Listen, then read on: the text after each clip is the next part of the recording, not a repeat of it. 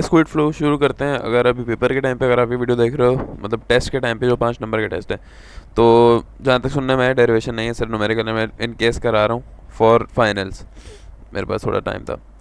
Final के लिए Kwid flow कर रहे हैं। नॉर्मल हमारा फ्लो क्या होता है, 2 प्लेट फिक्स होती हैं, फ्लूइड फ्लो करता है।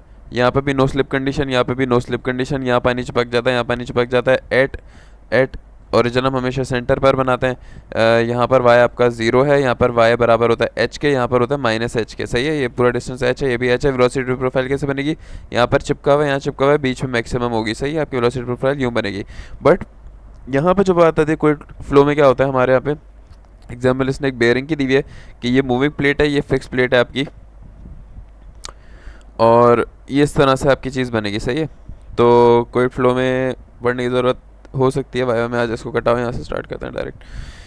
कोई फ्लो में क्या हो रहा है आपके पास, न्यूमेरिकल देख देख के आप लोगों को वैसे पता चल गया होगा क्या हो रहा है। काफ़ी सिंपल चीज़ है।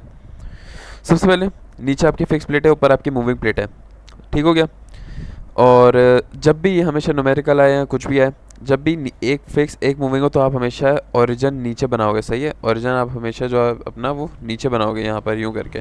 तो यार ये बाइक वाला यार, यहाँ पर y बराबर है 0 के। सही है, और यहाँ पर y किसके बराबर है, पूरी हाइट के, जो कि क्या है, इन लोगों ने b से रिप्रेजेंट किया। चलो हम भी b से रिप्रेजेंट करते हैं, वरना h से रिप्रेजेंट करनी चाहिए इन लोगों को। ठीक है, तो हमारे सबसे पहले क्या क्या स्टेप होते हैं। सबसे पहले हमारे स्टेप्स होता है कि हम देखते हैं कि हम 0 किस किस चीज़ को कर सकते हैं, उसको 0 काटते हैं। फिर वेलोसिटी प्रोफाइल है, उसको डबल इंटीग्रेट करते हैं, ये इक्वेशन बनती है हमारे पास। यहाँ से हम C1 C2 की वैल्यू निकालते हैं बाउंड्री कंडीशन से, और C1 C2 की वैल्यू इसमें डाल देंगे, तो हमारे पास U की एक इक्वेशन बन जाएगी, जस्ट लाइक दिस। ये हमारे पास U की इक्वेशन बनेगी। इसके बाद हम क्या करेंगे, हम एक डायमेंशन लेस फिगर बनाएंगे, क्योंकि हमने क्या करना है, हमने बोलना है कि यार प्रेशर डिपेंडेंट चीज़ को हम एक जगह कर देंगे और बाकी चीज़ों को हम एक जगह कर देंगे। तो वहाँ से हम लोग ये बना लेंगे, और उसके हमें पता है कि प्रेशर हमारा डिपेंड जब करेगा ही नहीं, जिस भी केस में हमारा प्रेशर डिपेंड नहीं करेगा, हम डायरेक्ट ये प्रेशर की टर्म 0 कर देंगे, ये वाली पूरी टर्म हम 0 कर देंगे, हम सिर्फ ये रेशो बन जाएगा। सिंपल है, ख़त्म हो गई, बस। सही है, तो ये मैंने बता दिया, अब आप कर लेना। और अब मैं इसको कराता हूँ स्टार्ट। तो भैया सबसे पहले हमारे पास ये हो रहा है, हमारा फ्लो जो है सिर्फ कैसे जा रहा है, एक्स एक्सिस में जा रहा है। तो हमारी जो फ्लो की जो वेलोसिटी है वो u है। यहाँ पर हमारी जो वेलोसिटी v और w है वो भी 0 है। सही है, ये 0 कब नहीं होती, जब हमारा जो फ्लो है वो यूँ जा रहा होता, ऊपर की तरफ जा रहा होता, या z एक्सिस की तरफ जा रहा होता। अभी फ्लो जा नहीं रहा, सिर्फ x एक्सिस में जा रहा है, तो हमारा v और w का कंपोनेंट जो है वो 0 हो जाएगा। तो हमारा यहाँ ऊपर, वेट, इसको मैंने यहाँ पर बराबर में खोल लिया, तो हमारा v और w कैंसिल हो गया, तो हमारा v वाली टर्म w वाली टर्म कैंसिल हो जाएगी, 0 हो जाएगी। सही, क्योंकि हमारा जो फ्लो है वो सिर्फ u वाले एक्सेस में जा रहा है। दूसरी चीज़ हमारा क्या है, स्टेडी लेमिनार फ्लो है। स्टेडी लेमिनार फ्लो में हमेशा क्या होता है कि विद रिस्पेक्ट टू टाइम आपका जो फ्लो है वो u with respect to time same रहेगा। 5 मिनट बाद भी यही फ्लो होगा, 10 मिनट बाद भी यही फ्लो होगा। विद रिस्पेक्ट टू x भी आपका फ्लो यही रहेगा, तो मतलब चेंज नहीं होगा, जो चेंज है वो 0 है। क्यों, क्योंकि x एक्सिस में फर्स्ट करो, यहाँ पे x की वैल्यू 1 है, x एक्सिस है ना ये, यहाँ पर x 0 है, यहाँ पर 1 2 3 इस तरह x एक्सिस बढ़ है, जैसे ग्राफ बनाते हो। x की वैल्यू यहाँ पे 0 है, यहाँ पर फ्लो की स्पीड कितनी है, 5 मीटर पर सेकंड। x की वैल्यू यहाँ पर 10 आ गई ग्राफ में, यहाँ पर आपने वैल्यू निकाली वेलोसिटी की, तब भी वही आ रही है 5, या जो भी मैंने बोला 5 मीटर पर सेकंड। तो क्या मतलब पता चला हमें, विद रिस्पेक्ट टू x जो चेंज है वो 0 है। With respect to x change को 0, with respect to x change को 0, और विद रिस्पेक्ट टू टाइम भी 0 था। राइट हैंड साइड पूरी 0, ये भी 0 हो गई। और यहाँ देख लो ग्रेविटी कैसे 0 करोगे बाबा, ग्रेविटी कैसे डाउन एक्ट करती है, gravity is due to weight होता है, due to downward it acts only act downward. तो जब एक्स फ्लो की मैं बात करूँगा, तो यहाँ पर सिर्फ ग्रेविटी y काम करेगी, ग्रेविटी x भी नहीं होगी, ग्रेविटी z भी नहीं होगी। ओके, क्योंकि ग्रेविटी सिर्फ डाउनवर्ड एक्ट करती है, और ये फ्लो आपका यूँ जा रहा है। अब आप बोलोगे यार पार्टिकल की तो ग्रेविटी होगी, तो ज़ाहिर है पार्टिकल ग्रेविटी y में होगी ना, y एक्सिस में ग्रेविटी जा रही है, x में तो नहीं होगी। हमारे अगर एक पार्टिकल की बात करूँ ओवरऑल, तो फिर मुझे ये तीनों इक्वेशन यूज़ करनी पड़ेगी एक पार्टिकल के लिए भी। लेकिन क्योंकि मेरा फ्लो सिर्फ एक एक्सिस में जा रहा है, तो मैं तीनों को यूज़ नहीं करूँगा। ठीक है, तो मेरा जो जी है वो 0 हो जाएगा, ये सारा भी 0 हो गया। बस सारी चीज़ें हैं, मेरा नॉर्मल फ्लो चल रहा है, मेरा प्रेशर डिफरेंस है। प्रेशर डिफरेंस क्यों है, क्योंकि प्रेशर डिफरेंस है, इस सवाल में प्रेशर डिफरेंस है आपका, जो आपका फ्लूइड फ्लो कर रहा है, आपका फ्लूइड यहाँ से यहाँ तक फ्लो कर रहा है, वो दो चीज़ों की वजह से कर रहा है। एक तो आपका इस प्लेट की वेलोसिटी, समझो एक पानी ऐसे पड़ा हुआ है, स्टिल पड़ा वैसे ही। आपने क्या किया, फिर प्रेशर डिफरेंस बढ़ा जनरेट किया, यहाँ पर प्रेशर ज़्यादा कर दिया, यहाँ पे कम कर दिया। इसकी एग्जांपल ऐसी है जैसे टूटी है, एक टूटी बंद है, दोनों का प्रेशर सेम है। जैसे आप टूटी खोलोगे, टूटी खोलने से प्रेशर कम होगा और फ्लूइड टूटी से बाहर फ्लो होना शुरू हो जाएगा। एक फ्लो तो इसकी वजह से है, this is due to change in pressure, ये वाला flow is due to change in pressure.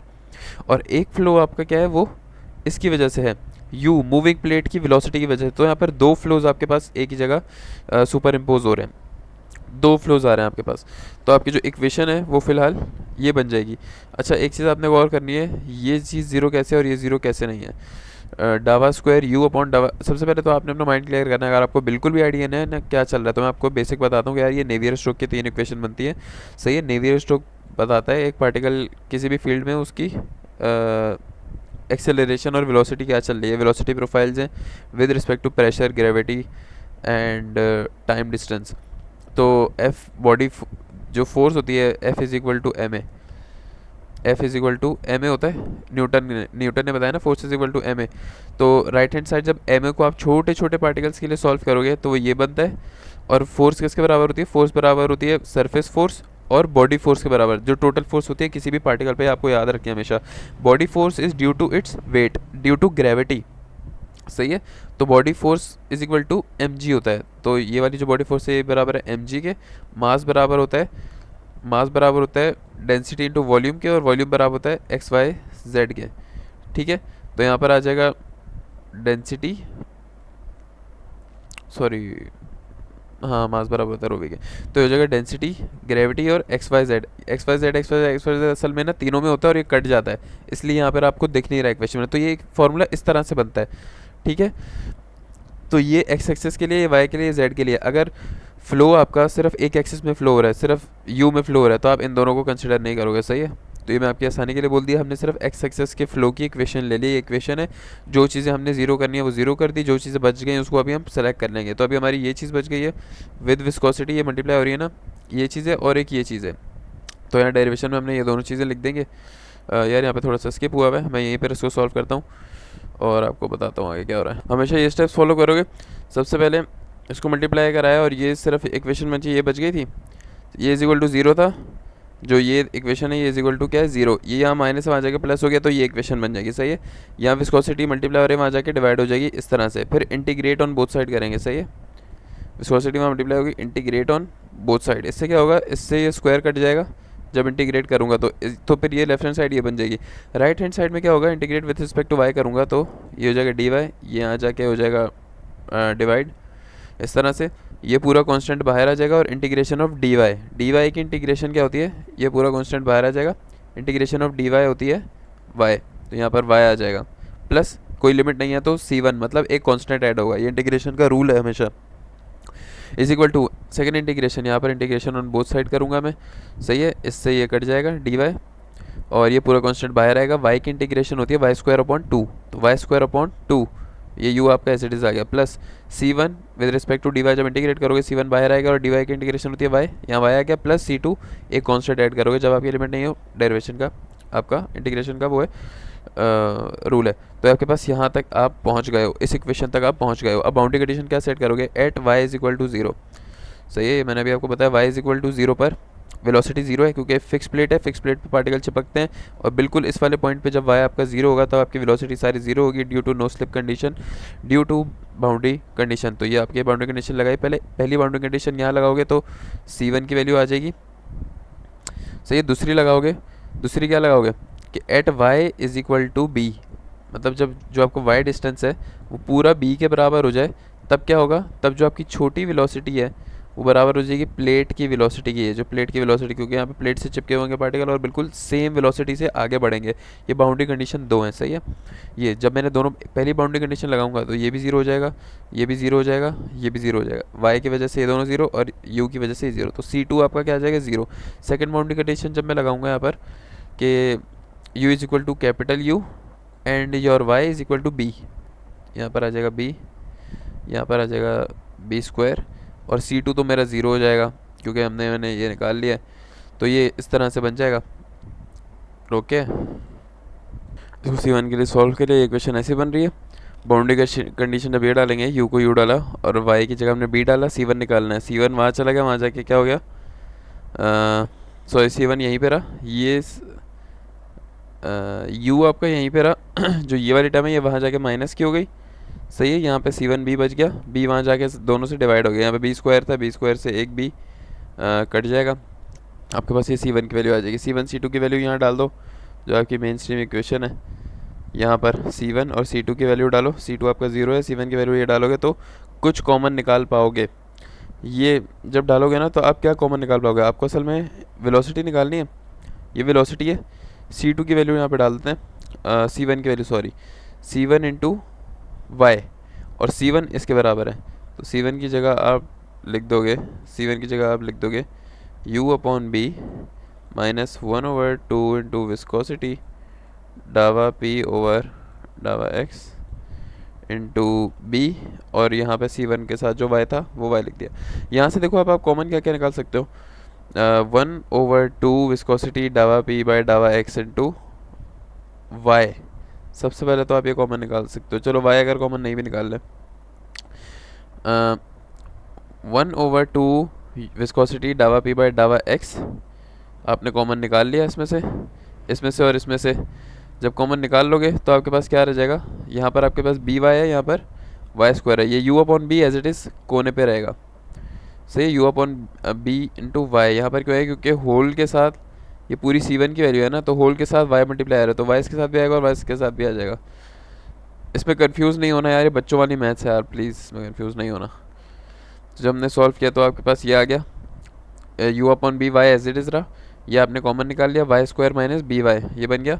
अब डायमेंशनलेस फॉर्म बनाने के लिए हम क्या करेंगे, हम करेंगे ये कि ये जो हम u है, ये जो हम u है, असल में हमने डायमेंशनलेस बनानी क्यों है, डायमेंशनलेस क्या चीज़ है, हमने जो प्रेशर ग्रेडियंट्स है ना, प्रेशर ग्रेडियंट्स को अलग करना है, हमने इसको कांस्टेंट बनाना है। हमने बताना है कि आपका जो y है, y b से कटा है, इसकी यूनिट मैच हो गई, इसकी यूनिट मैच हो गई आपकी, और pressure force per unit area, एक मिनट, इसकी यूनिट मैच हो रही है, इसकी यूनिट मैच हो रही है, एंड दिस इज़ इस सब को कांस्टेंट के बराबर ले लिया, k के बराबर, मोस्ट प्रोबेबली मेरे ख्याल से इसकी यूनिट भी मैच होनी चाहिए। ये सब है क्यों, ये है इसलिए क्योंकि हम जो वेरिएबल चीज़ें, जो कांस्टेंट चीज़ें हैं ना, हम उसको एक तरफ करेंगे और हम बोलेंगे कि ये सारी चीज़ें प्रेशर ग्रेडियंट की वजह से आ रही हैं, ये सारी चीज़ें प्रेशर ग्रेडियंट की वजह से आ रही हैं, और जब भी हमारा प्रेशर ग्रेडियंट ज़ीरो होगा, ऑफकोर्स क्योंकि ये दोनों मल्टीप्लाई हो रहा है ना, तो जब भी हमारा जो प्रेशर है वो विद रिस्पेक्ट टू एक्स जो चेंज है वो ज़ीरो होगा, मतलब ये कि जो आपका फ्लो है, जो आपका जो फ्लो है वो प्रेशर की वजह से नहीं होगा। वैसे प्रेशर यहाँ पे ज़्यादा है, यहाँ पे कम है, तो फ्लो स्टार्ट हो जाएगा ना। अगर ऐसा नहीं है, फ्लो सिर्फ मूविंग प्लेट की वजह से हो रहा है कि यहाँ पानी रुका हुआ है और इस प्लेट को जैसे ही मूव करोगे तो पानी थोड़ा फ्लो होना शुरू हो जाएगा।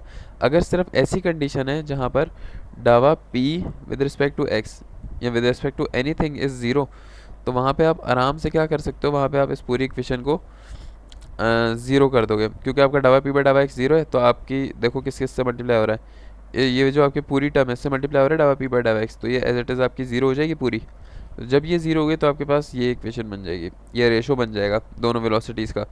जो ये रेशो क्या बता रहा है आपको, ये रेशो है, ये फ्लूइड की वेलोसिटी और प्लेट की वेलोसिटी का रेशो है, सही है।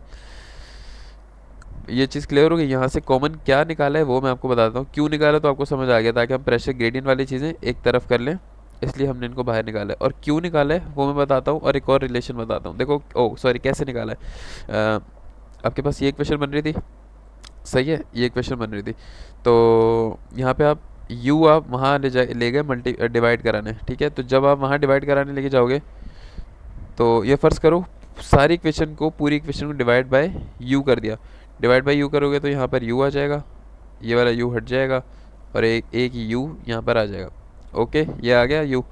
फिर पूरी इक्वेशन y आपको ऊपर जाएगा, y बाई बी बन जाएगा, ऐसा कौन से y by B plus 1/2 u। यहाँ से आप b स्क्वायर को कॉमन निकालोगे, ठीक है। तो जब आप इस इक्वेशन में से b स्क्वायर को कॉमन लोगे तो आपके पास ये बनेगा,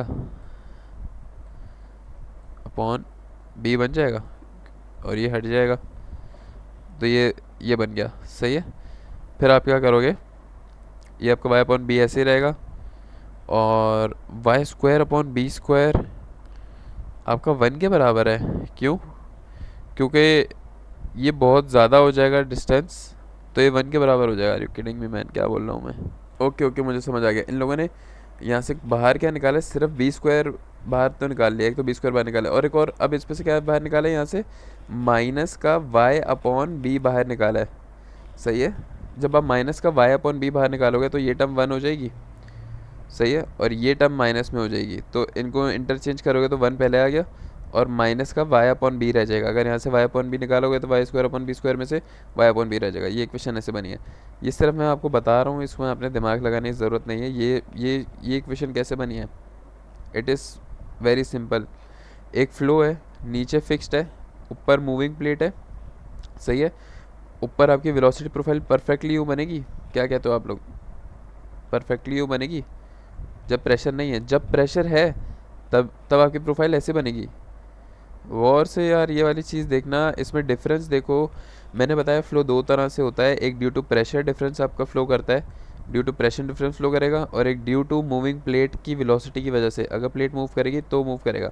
अब फ़र्ज़ करो कि अगर हमारे पास ये प्रेशर डिफरेंस नहीं है और ये सिर्फ प्लेट की वेलोसिटी से मूव कर रहा है, तो ये तो हमने पहले भी पढ़ा है फर्स्ट या सेकेंड ईयर में, और हमने बहुत चीज़ों में पढ़ा है कि जब इस तरह की चीज़ कोई मूव करती है तो ये वाला पॉइंट कुछ टाइम बाद यहाँ पर आ जाएगा।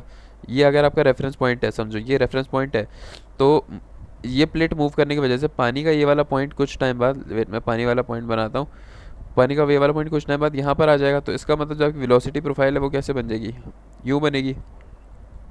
ठीक है ना? तो जब भी आपका प्रेशर ज़ीरो होगा तो आपकी वेलोसिटी प्रोफाइल ऐसी बनेगी। अब आपने एक और करना है, ये पूरा डिस्टेंस किसके बराबर है, ये पूरा डिस्टेंस बराबर है कैपिटल बी के, और ये बड़ी वाली वेलोसिटी किसके बराबर है, कैपिटल यू के। तो आपका जो बड़ा ट्रायंगल बन रहा है वो क्या बन रहा है, बी बाई यू, मतलब ये जो बड़ा ट्रायंगल बन रहा है आपके पास, फुल का ट्रायंगल। और क्या है, आपका जो वाई है वो वाई किसी भी पॉइंट पर है। सही है। वाई आपका पूरा वाई नहीं है, इस यहाँ से लेके बेस से लेके ऊपर जा रहा है, डी वाई चेंज होगा। तो ये आपका वाई है डिस्टेंस, और ये जो आपका वेलोसिटी है ये है स्मॉल यू। टॉप पर स्मॉल यू बराबर होती है कैपिटल यू के, राइट। तो बीच में आपकी जो वेलोसिटी है वो है यू। तो यहाँ आप देखोगे सिमिलर ट्रायंगल बन रहे हैं, वो से देखो बन रहे हैं ना। सिमिलर ट्रायंगल थ्योरम क्या कहता है कि जब भी किसी एक एंगल पर दो ट्रायंगल बन रहे हो, एक ट्रायंगल बड़ा एक ट्रायंगल छोटा छोटा, when they are sharing the same base and same angle, so इसकी इसकी इस ट्रायंगल की लेंथ अपॉन हाइट बराबर होगी छोटे वाले ट्रायंगल की लेंथ अपॉन हाइट के। कैसा है? तो आप यह देख लो, इसकी लेंथ अपॉन हाइट क्या है, इसकी लेंथ अपॉन हाइट है यू अपॉन बी बराबर होनी चाहिए छोटा यू अपॉन वाई। तो अगर मैं इसको इधर उधर करूं तो क्या बनेगा, छोटा यू अपॉन कैपिटल यू बराबर है छोटे में कैपिटल बराबर है वाई अपॉन बी के। ये सिमिलर ट्रायंगल से बना ही आपने मैथ्स में पढ़ा होगा, तो ये चीज़ आपकी यही बन गई वापस। This is due to similar triangles. आपको ये चीज़ क्लियर हो गई होगी। हम आगे चलते हैं कि जब प्रेशर का इंटरफेरेंस आ जाता है, कि जब आपका जो फ्लो है वो सिर्फ प्लेट की उसकी वजह से नहीं कर रहा, बल्कि यहाँ पर प्रेशर डिफरेंस की वजह से भी फ्लो कर रहा है, तो आपकी वेलोसिटी प्रोफाइल कुछ इस तरह बनेगी। देखो यहाँ वाला जो पार्टिकल है, हम सिर्फ इसको ऑब्जर्व कर रहे हैं, कुछ टाइम बाद जब प्लेट मूव कर रही है तो वो यहाँ पर आ गया। ठीक है। रेफरेंस पॉइंट आपका यहाँ पर है। ओके। तो क्या होगा, जो आपका प्रेशर डिफरेंस की वजह से फ्लो है, जो आपका प्रेशर डिफरेंस की वजह से फ्लो है, यहाँ पर प्रेशर ज़्यादा है यहाँ पर प्रेशर कम है, तो फ्लो आपका यूँ जाएगा। सही है।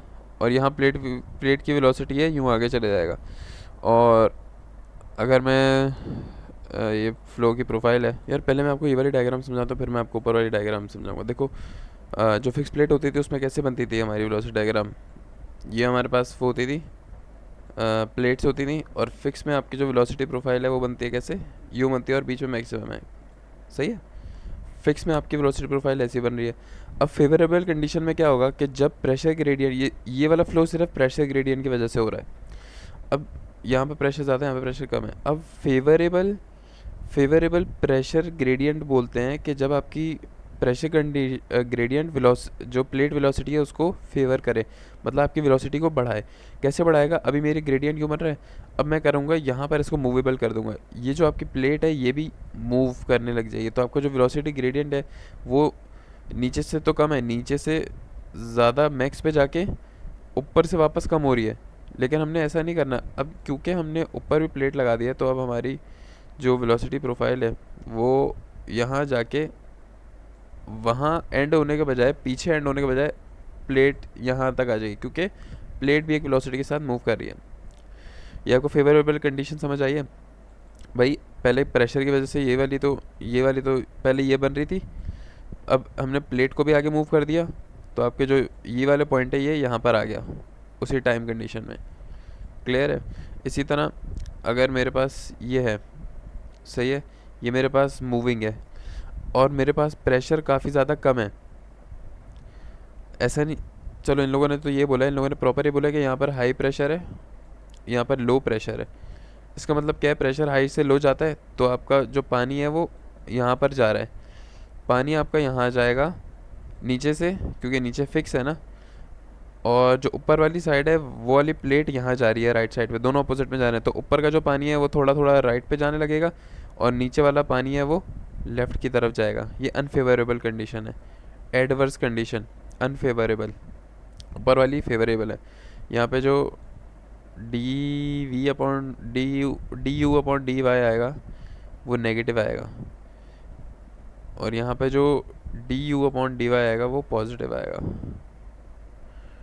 यप, du/dy, डावा u/डावा y is with respect to y change हो रहा है, डावा u/डावा y। यहाँ पर डावा u की वेलोसिटी यहाँ पर कम है, यहाँ पर ज़्यादा है, यहाँ पर और ज़्यादा है, यहाँ पर और ज़्यादा है, तो डावा u/डावा y तो चेंज हो रहा है with respect to y, velocity of u। तो ये हमारा यहाँ पर ख़त्म हो गया है। इसको हम अगली क्लास में देखेंगे। ये वैसे बेसिक बताने के लिए फेवरेबल अनफेवरेबल कंडीशन है कि जब दोनों यू जा रहे हो सुपर इम्पोज होके ज़्यादा हो जाएंगे, एक यहाँ जा रहा हो एक यहाँ जा रहा हो, तो जाहिर है नेगेटिव हो जाएगा, नीचे से यहाँ पे जाएगा। फ़्लो वैसे जा यहीं पे रहा था तमीज़ से, लेकिन हमने प्लेट को यहाँ मूव कर दिया तो ऊपर का थोड़ा सा फ़्लो इसके साथ चिपक के यहाँ इस साइड पे चले जाएगा। ये वाली डायग्राम मैं समझाता हूँ बस, फिर ख़त्म करते हैं इसको। ये भी देखो, ये भी आपकी बिल्कुल सेम डायग्राम है। प्रेशर की बात करें, यहाँ पर प्रेशर कम है और यहाँ प्रेशर ज़्यादा होता जा रहा है, ठीक है। तो जो आपका फ़्लो है वो क्या होगा? Back flow.